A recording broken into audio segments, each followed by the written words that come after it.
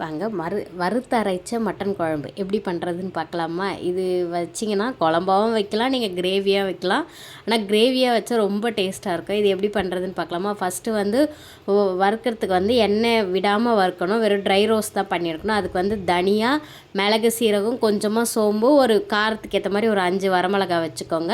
வச்சுட்டு நல்லா அது வாசனை வரைக்கும் வறுத்து எடுத்துக்கோங்க. அதுக்கப்புறம் ஒரு கடாயில் பார்த்திங்கன்னா ஹோல் ஸ்பைசஸ் போட்டுக்கோங்க. நான் வீடியோ எடுக்க மறந்துட்டேன், அது மட்டும் ஹோல் ஸ்பைசஸ் போட்டுக்கோங்க. போட்டுட்டு வெங்காயம், தக்காளி, இஞ்சி பூண்டு பேஸ்ட்டு போட்டு நல்லா வதக்கிடுங்க. இந்த மாதிரி குழைய வந்தோடனே அதுக்கப்புறம் பார்த்திங்கன்னா கொஞ்சமாக மஞ்சத்தூள், அதுக்கப்புறம் வீட்டு மிளகாய் தூள், கொஞ்சம் வீட்டு மிளகாய் தூள் ஒரு 1.5 ஸ்பூன் போட்டுக்கோங்க. போட்டுட்டு மட்டன் மசாலா, தனி மிளகாய் தூள் எல்லாமே கொஞ்சம் கொஞ்சமாக போட்டுக்கோங்க. ஏன்னா நம்ம வறுத்து அரைச்ச அந்த பவுட்ரு வர சேர்க்க போகிறோம்.